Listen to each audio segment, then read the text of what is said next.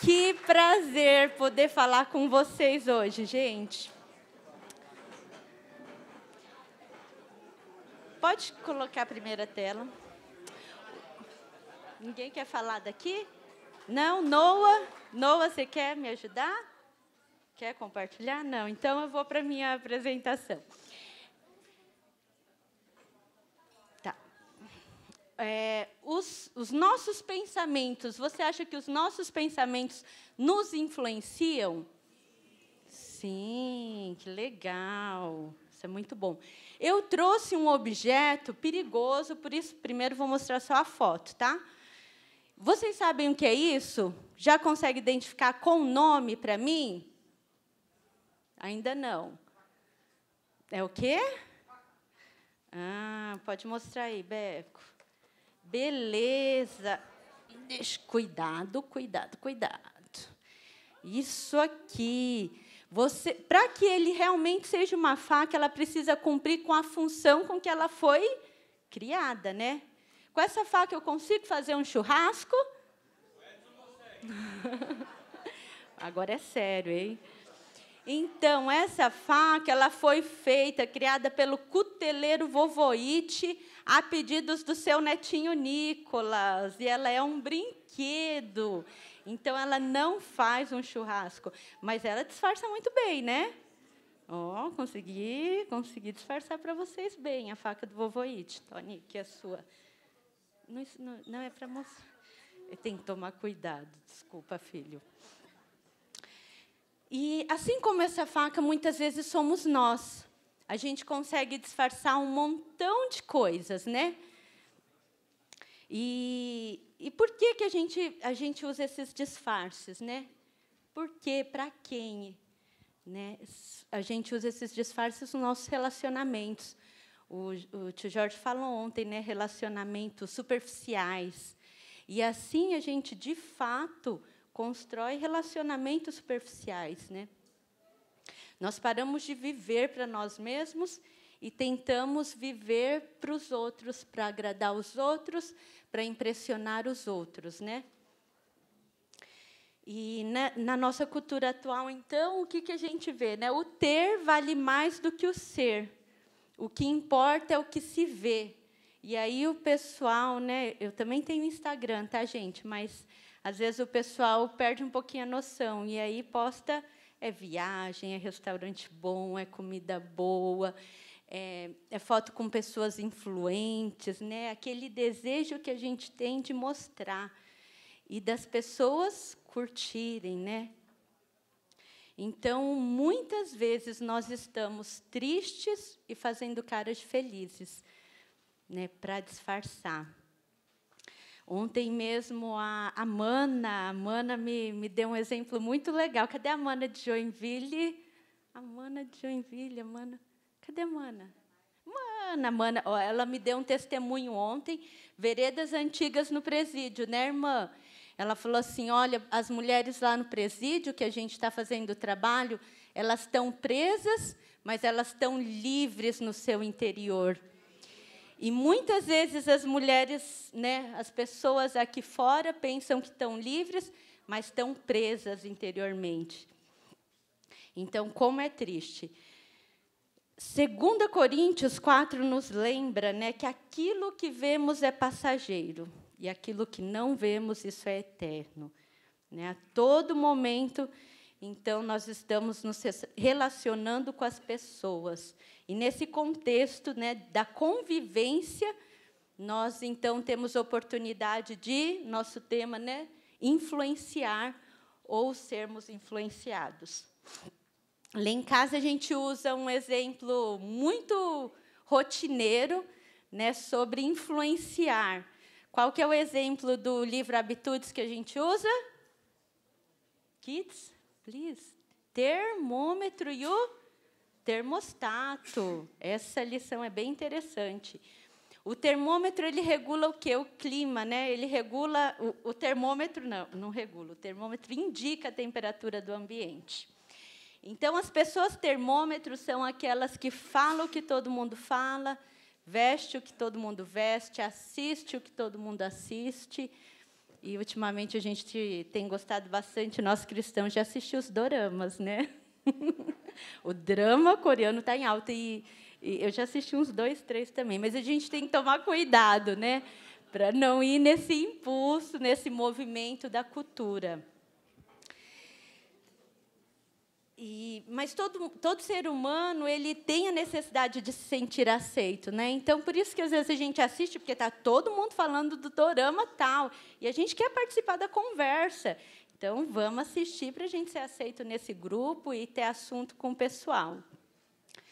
Mas a pessoa termostato, ela determina a temperatura do ambiente.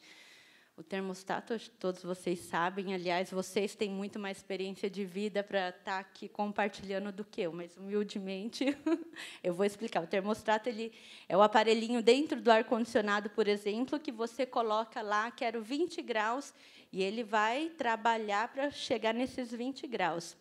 Essa é a pessoa que regula o ambiente, né? Com base nos seus valores, nos seus princípios, que nós desejamos que sejam ligados a Deus, né? Pessoas autênticas, pessoas íntegras, que realmente mudem o ambiente onde elas estão. Então, influenciadores ou influenciados, eu treinei bastante essa palavra para eu não errar, né? São tão parecidas, mas o significado delas são tão opostas. E como, de fato, nós influenciamos, então, o ambiente, né? Nós influenciamos através das nossas ações, do nosso comportamento. Essa semana eu estava em um aniversário, fui convidada para um aniversário, e cheguei atrasada, porque eu fui depois do culto, já estava todo mundo lá. E, assim que eu pisei na casa, o pessoal já falou, aqui, ó, você, senta aqui que você tem que conversar com ela, que está com problema com o filho, com ela também, que o filho não dorme, essa aqui está quase separando, você tem que sentar aqui. Sentei ali, e aí a gente não pode ver uma oportunidade para falar do amor de Deus, né, e do quanto as nossas vidas podem ser realmente transformadas se a gente abrir o nosso coração e praticarmos, fazermos mudanças. Então, nós podemos influenciar pelas nossas ações. O nosso comportamento pode determinar se influenciamos tanto para o bem quanto para o mal. Eu perguntei para a Lisa, quando eu falei sobre isso, e ela me lembrou, eu falei, filha, preciso de um exemplo de influência que a mamãe fez. E aí ela me lembrou sobre leitura. Desde que eles eram bem pequenininhos, no fim de semana, eu fazia o momento da leitura. Então, eu pegava meu livro, e cada um pode escolher o seu livro, e agora todo mundo a gente vai ler em família. Deita no chão, deita no sofá, na cama. Ah, uau, que delícia ler, né? Ia viajar, eu pegava 3 livros. Tem viagem que não dá nem tempo, né, de abrir o livro, mas pegava 3 livros, e aí eles também já começavam toda a viagem, eles já vão correndo, pegam os livros, põem na mochilinha, e, às vezes, é bem interessante. Outro dia, a gente estava no aeroporto de Campinas, né? E aí o Fábio falou assim, dá uma olhada ao redor, todos os adultos no eletrônico, só os nossos filhos com um livrinho na mão. Então, de fato, a gente consegue influenciar, mas o quê? A gente precisa mostrar que isso é gostoso, que ler é uma delícia, né?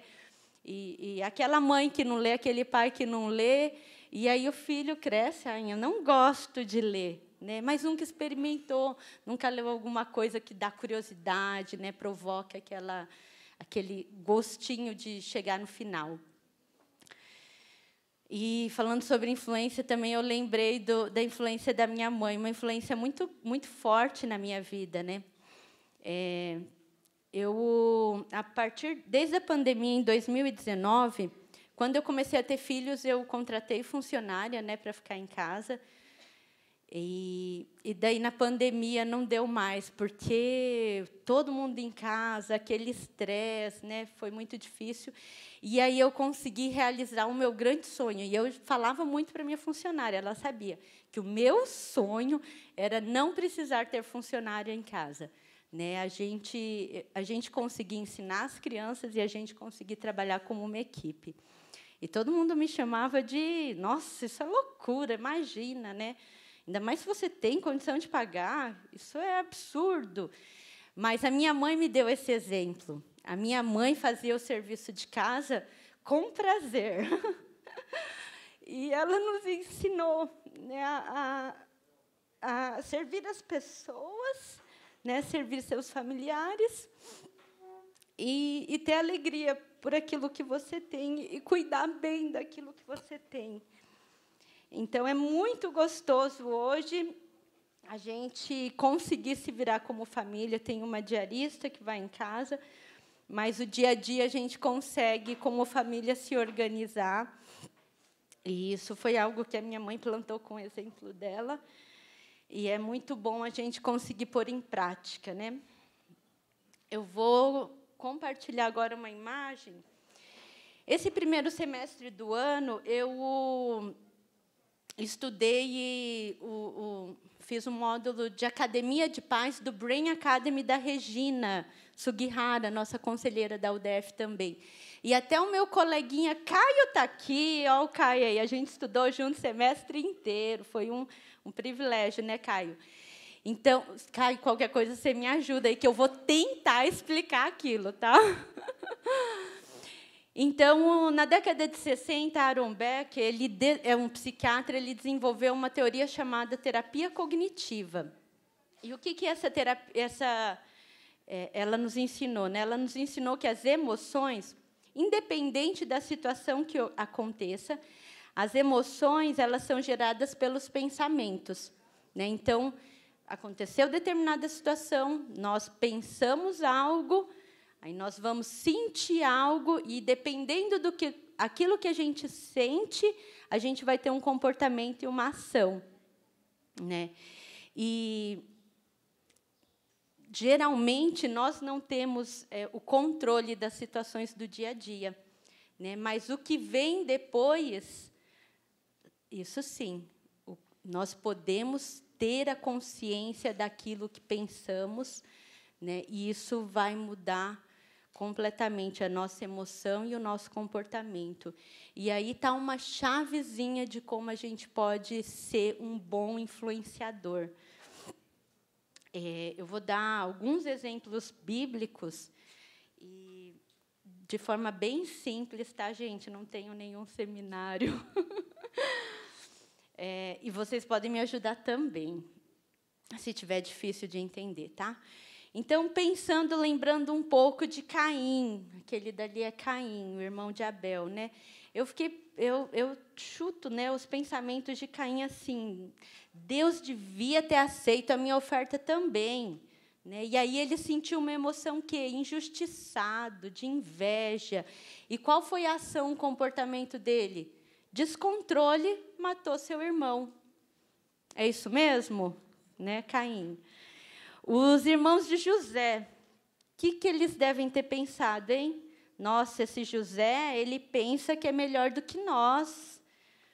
Eu vou fazer um parêntese aqui, né? Porque às vezes lá em casa os irmãos usam essa frase. E aí, ó, tá se achando, mãe, igual José.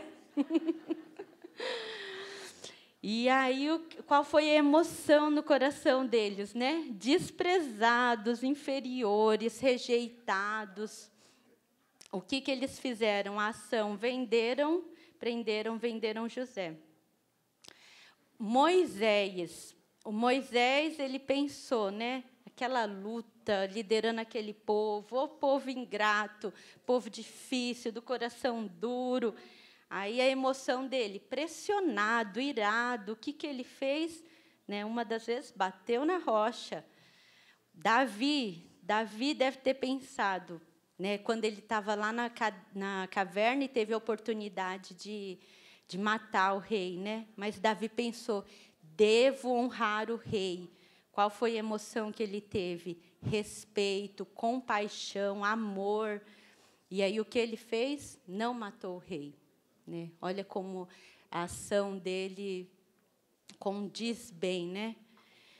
E aí eu pensei em alguns personagens também do Novo Testamento, e eu trouxe Pedro, né? O Pedro deve ter pensado: eu posso proteger Jesus, eu consigo, né? A emoção dele, aquela ansiedade, adrenalina vindo, né? A mão suando. E a ação dele desembainhou a sua espada, cortou a orelha do soldado.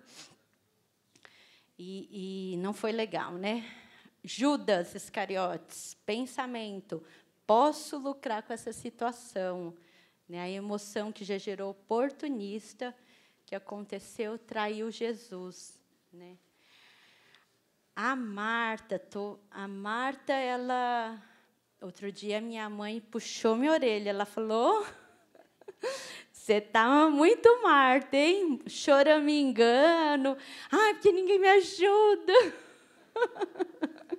Eu aceitei, mãe, estou atenta aos meus pensamentos. Então, a Marta deve ter pensado, nossa, tem que fazer tudo sozinha, né? Minha irmã é uma preguiçosa. O que ela sentiu? Injustiçada. Sentimento de coitadinha de mim, né?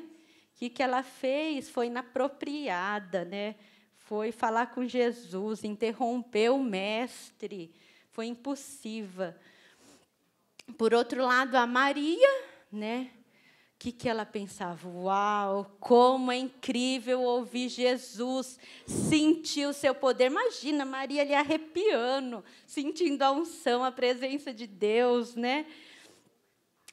E aí a emoção dela privilegiada, né, por receber Jesus na sua casa, estava atenta, estava feliz. O comportamento dela quieta, ouvindo, aprendendo, desfrutando de verdade desse momento, né? E aí eu paro e falo, e nós? Qual é a qualidade dos nossos pensamentos? Qual é a qualidade? Lá em Filipenses 4:8, está escrito, Paulo fala, né? Por fim, irmãos, quero lhes dizer só mais uma coisa. Concentrem-se, né? Presta atenção, tome consciência em tudo que é, me ajuda, gente, verdadeiro, tudo que é, tudo que é, tudo que é, tudo que é, e tudo que é, pensem no que é excelente e digno de louvor.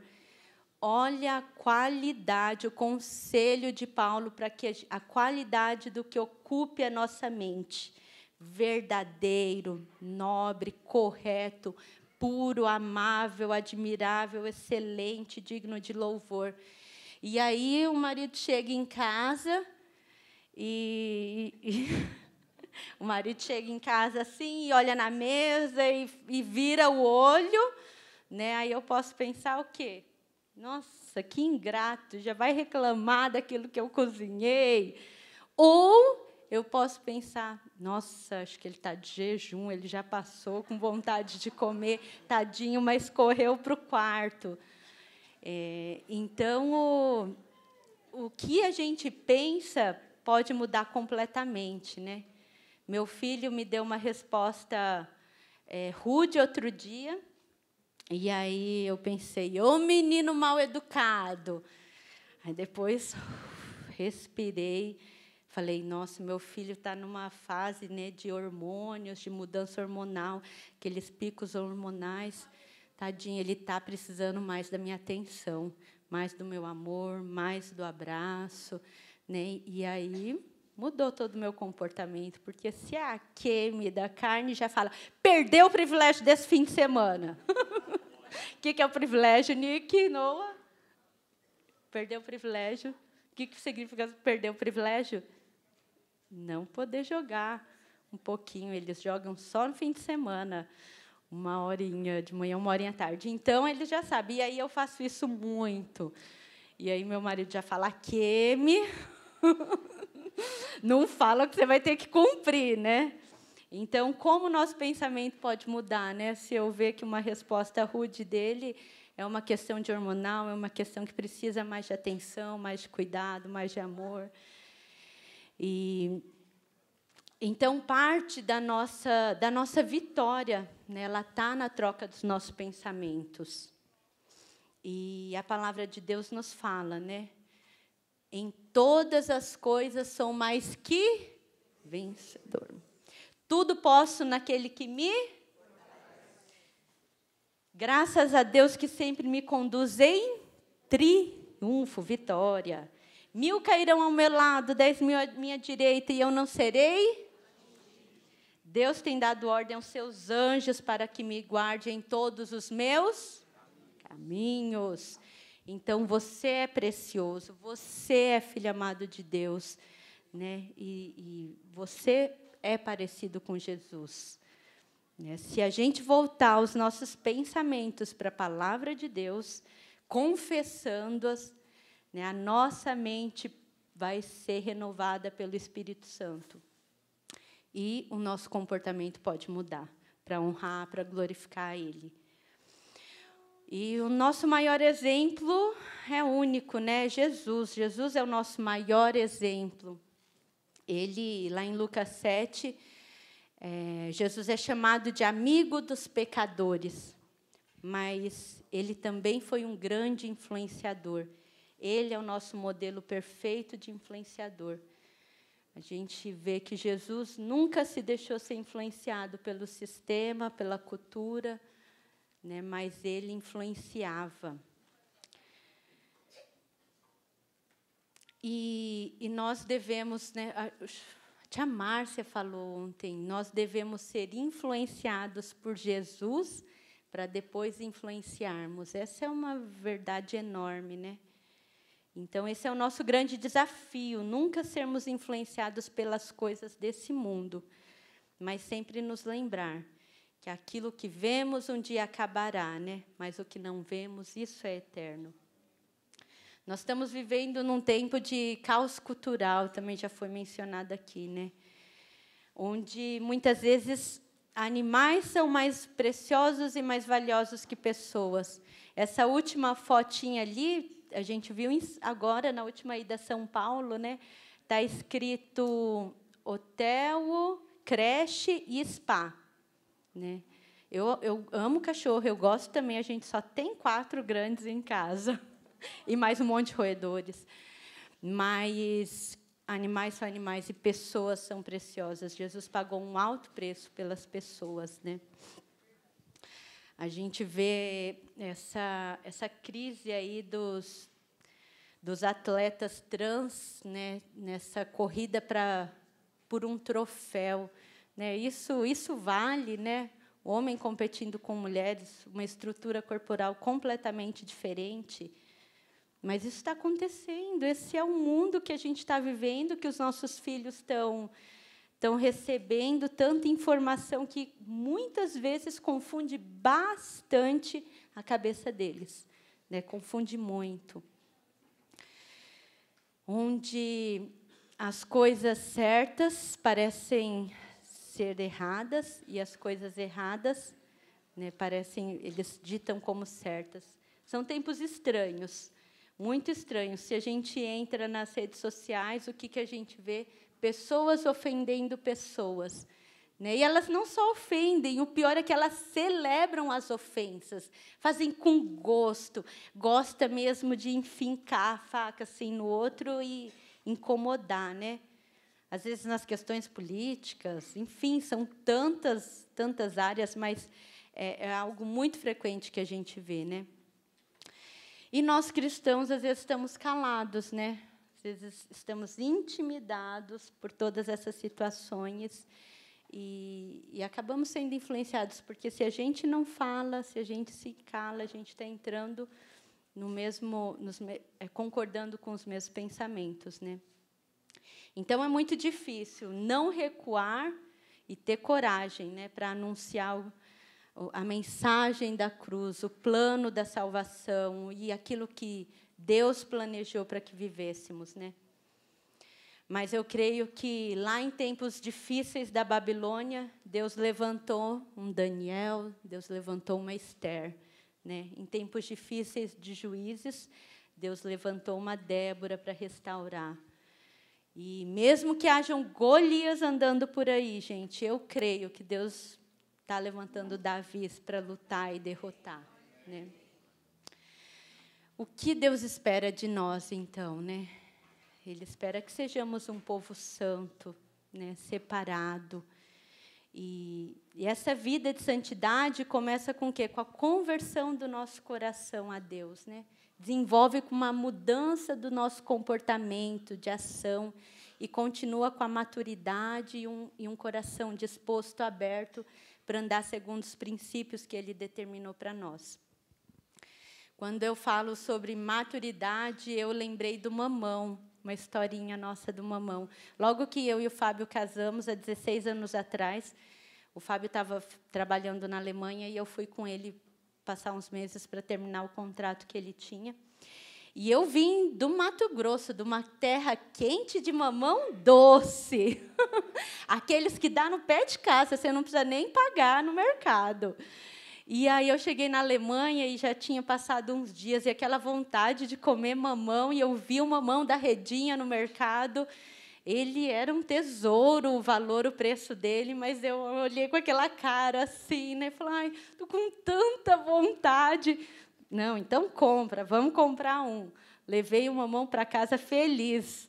E aí passou dias, passou semanas, aí eu fiz aqueles cortezinhos do mamão, que a mãe da gente, que a avó da gente faz, e eu nem sei direito por que a gente faz, mas fiz aqueles cortinhos com a faca.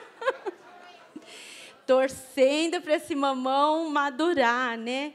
E nada, gente, nada. O mamão era de um tamanho, ele foi diminuindo, endurecendo, desidratando naquele frio, mesmo a casa aquecida, e o mamão apodreceu. Jogamos dinheiro fora. E nós somos assim também. Nós somos como o mamão, né? Nós passamos por fases. E se a gente tira o mamão muito antes da época de maturar, isso a gente viveu na prática, ele não vai ficar bom, né? Ele estraga, ele apodrece. E tem muitos cristãos assim, tem muitos adultos, né? Adultos em corpo de adulto e mente de criança, comportamento de criança. Então, realmente, é um grande desafio para mim. Né, é diário esse desafio de ajudar essa geração a amadurecer, né? E é de cedo, é de pequenininho, né? Ajudá-los a amadurecê-los. Então, eu falei que Deus espera de nós, né, uma vida de santidade. E só através da santidade, né, o Paul deu um exemplo tão lindo, visível aqui da luz, é que a gente vai brilhar, que a gente vai produzir o brilho, né? Mas para produzir o brilho precisamos ser santificados, né? Em Mateus 5 fala: vós sois a luz do mundo, né? Nós precisamos brilhar. E nem sempre o mundo nos escuta. É raro a gente pisar numa festa lá da baladinha e as pessoas virem para querer te ouvir, né? Isso é raro de acontecer. Mas as pessoas, então, elas nem sempre nos escutam, mas elas sempre nos observam. Então, é o nosso comportamento que faz toda a diferença. Eu gostaria de terminar contando para vocês uma história de uma missionária americana chamada Hubby Kendrick. Ela foi treinada nos Estados Unidos para o campo missionário e, em 1907, ela foi para a Coreia do Sul, um país na época radical, budista. A Hubby passou menos de um ano na Coreia, porque os tempos eram de opressão, grande opressão aos cristãos, centenas de missionários mortos. Esse cemitério, uma grande parte dele são missionários enterrados ali, mas missionários que pagaram um grande preço, um preço alto por amor a Jesus, por amor às pessoas, para cumprir o chamado, né? Não o voluntariado. Gostei bastante disso aí também, Marcos, mas para cumprir o chamado. E no túmulo da Hubby está escrito assim: se eu tivesse 1000 vidas, o povo da Coreia mereceria todas elas.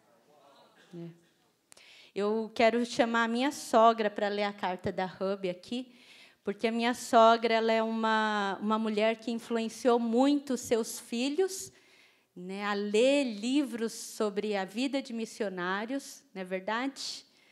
E os seus netos também. Ela conta muitas histórias de missionários para os netinhos.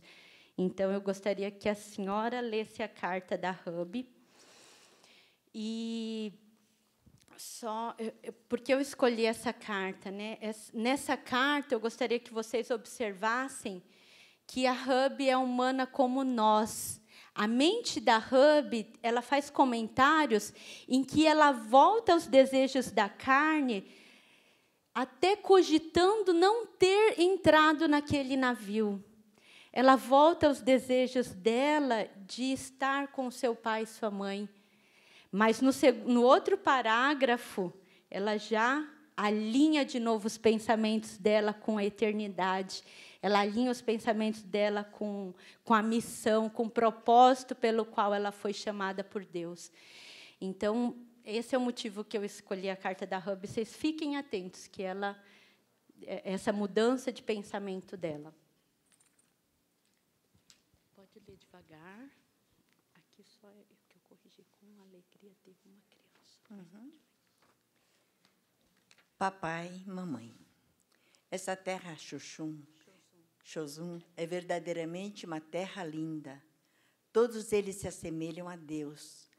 Vejo o seu bom coração e o zelo pelo Evangelho, e acredito que em poucos anos será uma nação transbordante do amor de Cristo. Com a alegria de uma criança, eu andava mais de 16 quilômetros só para ouvir o Evangelho e o amor de Deus, pois eles me encorajam a seguir. Mas a perseguição está ficando mais forte. Há 2 dias, 3 ou 4 daqueles que aceitaram Jesus, há menos de uma semana, foram levados e mortos.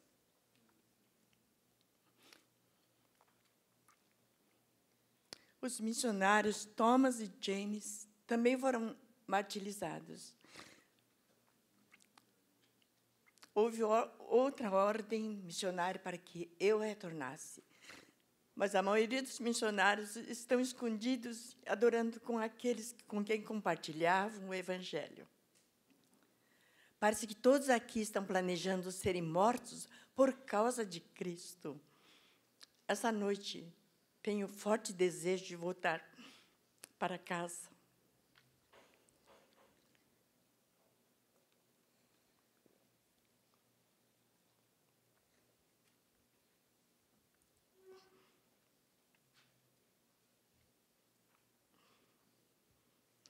Lembro de você, mãe, que existiu até o último momento em que eu saí do porto por causa das histórias de ódio aos estrangeiros e da oposição ao Evangelho. Papai, mamãe, talvez essa seja a última carta que escreverei. Aquela semente que eu plantei no quintal, aquela semente que eu plantei no quintal, antes de vir para cá, deve estar enchendo a nossa vidraça de flores. Desculpe. Antes de vir para cá, deve estar enchendo a nossa vizinhança de flores. É por essa outra semente a que dará muitas flores na terra do Chozum. E serão sementes para outras nações. Enterrarei meu coração nesta terra. Percebi que essa paixão que tenho por Chozum não é minha, mas a paixão de Deus por Chozum. Mamãe, papai, eu amo vocês. Se eu tivesse 1000 vidas, a Coreia merecia todas elas.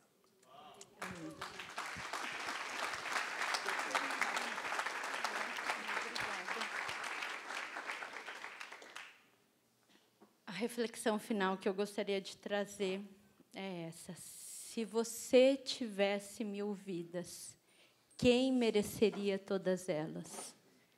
Qual é a paixão que Deus colocou no seu coração? Joinville mereceria todas elas? Curitiba mereceria a sua vida? Porto Alegre, Campo Grande, Brasília, Ceará, Santa Catarina, mereceria todas elas, Tocantins, Bahia, São Paulo, Pompeia, Mogi, Marília mereceria todas elas, né? Qual é o amor, a paixão que Deus tem colocado no seu coração? Eu quero chamar o Marcos e a Gladys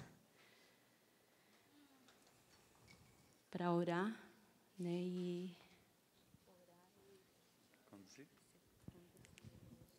Obrigado, Kemi.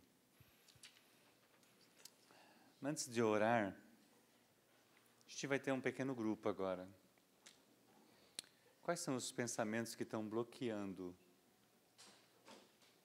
você de influenciar outras pessoas? Um líder que te feriu? Uma palavra que alguém falou para você, que fez você parar e você direcionou as suas emoções para essa ferida e fez com que você parasse. Um pecado que você cometeu, que o diabo tem acusado você e as suas emoções têm mexido e a tua reação, o teu comportamento tem falado, não sou digno, não quero mais fazer, eu vou parar. Ou não é justo?